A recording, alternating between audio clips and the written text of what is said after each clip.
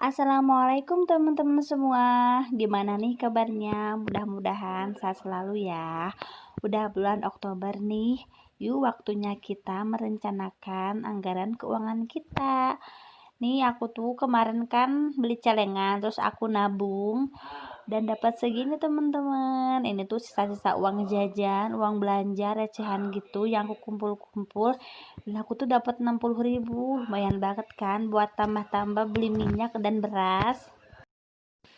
Nah, sebelum aku nulis di buku agenda ini, biasanya aku tuh nulis rinciannya dulu di buku biasa. Ini yang udah aku anggarin segini seperti biasa, dan ini adalah catatan barang-barang yang masih ada kayak sabun, deterjen dan lain-lain. Jadi untuk menganggarkan nanti belanja bulanan ya, supaya kita tuh belanjanya efektif aja gitu. Apa yang perlu dan apa yang nggak perlu nggak usah dibeli. Seperti biasa, aku mulai dengan menuliskan Bismillahirrohmanirrohim. Mudah-mudahan konten yang aku buat ini bisa bermanfaat untuk teman-teman semua ya. Dan mudah-mudahan langkah yang aku lakukan ini diridhoi sama Allah. Amin. Nah, banyak banget yang nanya di komen, kok aku nggak bayar listrik sih, terus nggak beli susu, nggak beli beras, nggak beli pulsa. Oke, untuk listrik dan air itu sebulan kita habis 200 sampai 250.000. Dan itu tuh yang bayar papahnya Jidan. Karena kalau aku yang bayar tuh ribet, harus ke PDAM, harus ke PLN gitu. Jadi kalau sama papahnya Jidan kan gampang, tinggal bayar via online. Terus untuk beras, jadi aku tuh temen-temen banyak uang sisa dari belanja mingguan, kadang bisa 30, 50, 70.000, dan itu tuh sisanya aku beliin minyak dan beras. Makanya aku nggak nganggarin untuk beli beras di sini. Terus untuk susu formula, Jidan kan memang udah 2 tahun lebih ya, udah disapi juga.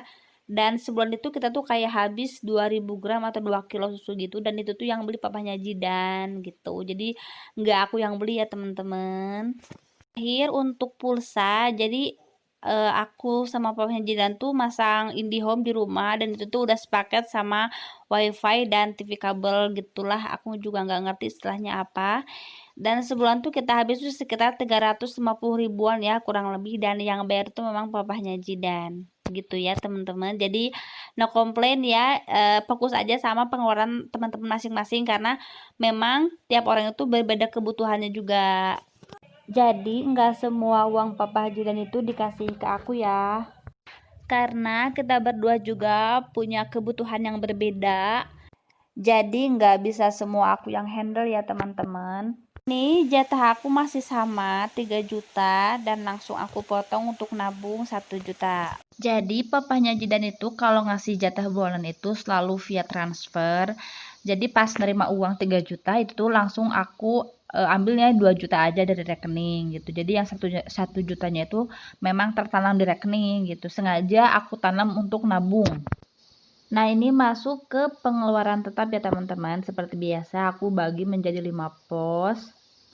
Untuk sayur mayur, terus iuran keamanan, untuk jajan sehari-hari, untuk beli popok dan telon, dan untuk beli gas dan galon.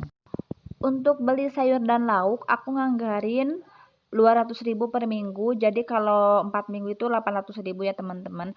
Nah, uang 200.000 ini tuh suka nyisa ya teman-teman, dan sisanya itu aku beli beras atau aku beli minyak goreng. Jadi kenapa nggak ada beras di sini? Karena memang aku ambilnya itu dari sayur dan lauk gitu. Itu udah khusus buat dapur aja. Terus untuk iuran keamanan 50.000 per bulannya. Dan untuk popok dan telon ini 200.000 per bulannya teman-teman. Jadi memang untuk popok dan telon aja. Ya, kalau yang lainnya itu kayak sabun itu ambilnya aku dari uang belanja bulanan. Lanjut untuk jajan sehari-hari aku nganggarin 10.000 per hari. Jadi total untuk 1 bulan itu 300.000 ya teman-teman. Nah, ini tuh uang ini juga banyak nyisanya, dan akhirnya bisa aku tabung juga. Untuk gas dan galon aku anggarin 150.000 per bulan, dan ini tuh memang cukup segini. Kadang ada sisa sedikit ya teman-teman. Nah teman-teman, seberapapun penghasilan kita itu tuh akan selalu cukup untuk hidup, tapi kalau untuk menunjang gaya hidup itu pasti nggak akan pernah cukup gitu. Jadi aku tuh hanya membeli barang-barang yang betul-betul aku butuhkan setiap bulan. Kalau barang-barang yang nggak terlalu berfaedah dan nggak terlalu aku butuhkan, aku tuh nggak beli. Makanya aku bisa hidup hemat. Di sini juga aku nggak ada anggaran untuk bayar utang karena memang aku sama Papa Haji dan tuh nggak punya hutang sama sekali. Baik itu ke perorangan ataupun ke lembaga kayak gitu. Jadi memang kita memutuskan untuk tidak memiliki hutang. Rasulullah itu selalu berdoa kepada Allah untuk dihindarkan dari hutang. Kita itu selalu takut nggak bisa bayar utang gitu karena kita nggak tahu akan hidup berapa lama. Takutnya kita itu keburu meninggal sebelum bisa bayar utang. Aku juga nggak mau mewariskan hutang sama keturunan-keturunan aku. Masih untung kalau keturunannya bisa bayar utang. Kalau nggak bayar utang kan utang itu akan dibawa mati dan akan kita pertanggungjawabkan di akhirat nanti.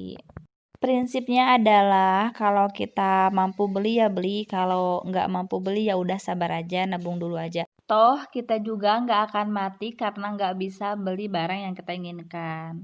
Jadi sih kalau hidup di dunia ini menurut aku yang merasa cukup aja lah, itu udah bisa bikin kita bahagia. Nah, nggak lupa aku juga tulis quotes yang berbeda dari bulan kemarin, yaitu kekayaan yang hakiki itu tidak terletak pada harta, namun pada kelapangan jiwa.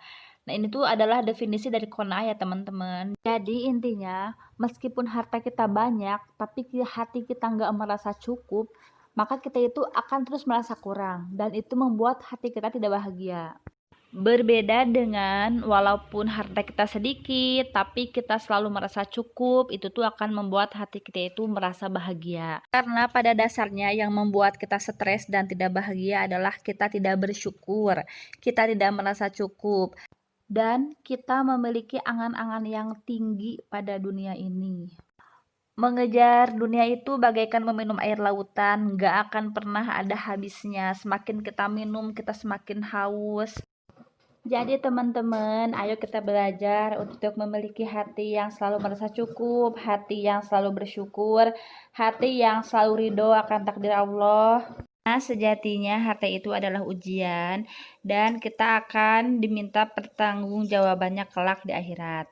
Jadi jangan lupa bersyukur teman-teman dan juga jangan lupa berterima kasih kepada suami kita yang sudah mencari nafkah lelah-lelah di jalan untuk kita.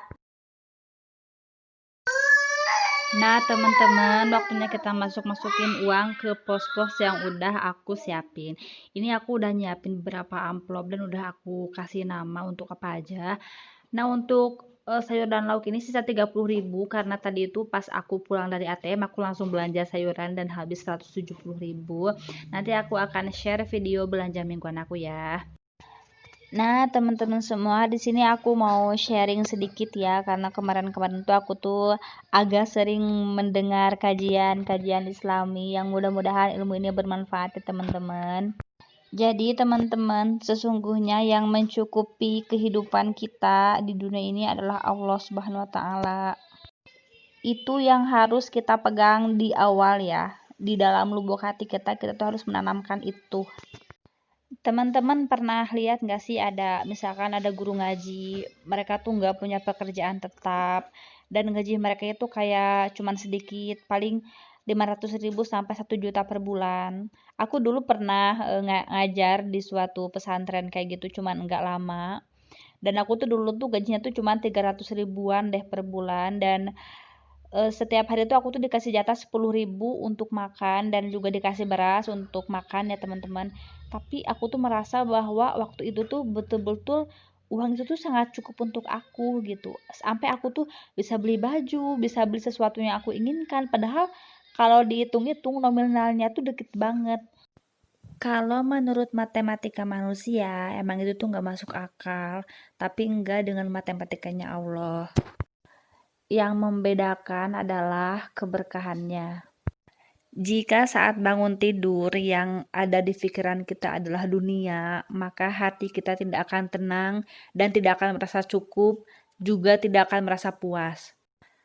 Tapi saat bangun tidur yang kita pikirkan adalah bagaimana caranya supaya kita mendapatkan ridho Allah, bagaimana supaya kita selamat dunia dan akhirat, maka dunia itu akan mengejar kita. Kita tidak dilarang untuk menjadi kaya, karena banyak juga sahabat Rasulullah yang waktu itu kaya. tetapi kekayaan yang mereka miliki adalah untuk digunakan di jalan Allah. Berbeda dengan kebanyakan orang sekarang, mereka itu banyak yang kaya tetapi kebanyakan mereka gunakan untuk pamer, foya-foya, dan lain-lain.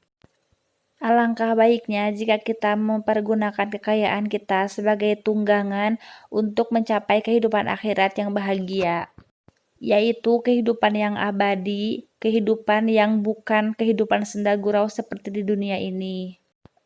Minimalkanlah dalam gaya hidup dan maksimalkanlah dalam beramal. Semoga Allah selalu memberikan hidayah dan taufiknya untuk kita semua ya teman-teman. Terima kasih sudah menonton channel ini. Jangan lupa like, komen, dan subscribe. Dan harap komennya yang positif ya teman-teman, supaya hidup kita lebih berkah daripada kita menebar sesuatu yang negatif dan akan menjadi dosa untuk kita semua. Terima kasih, semoga bermanfaat. Wassalamualaikum warahmatullahi wabarakatuh.